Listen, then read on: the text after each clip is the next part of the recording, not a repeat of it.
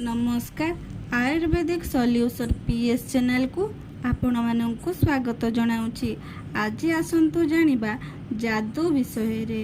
आम शरीर रे जादू हेले घरोई उपचार द्वारा किपरि भल करि परिबा ध्यान दे शुणु। तीनोटी उपचार अछि। प्रथम उपचारटी हेला चाकुंदा मंजी और कूढ़ समभाग गोमूत्र रे बाटी जादू उपरे लगाइबे, देखिबे किछि दिन रे भल हेबो। द्वितीय उपचारटी हेला चाकुंदा गछर चेर बाटी जादू उपरे लगाइले जादू शीघ्र भल हुए। तृतीय उपचारटी हेला चाकुंदा मंजी गंधक लेंबू रसरे उत्तम रूपे मिसाई जादू उपरे लगाइले, देखिबे 2 दिन रे जादू भल होई जिवो।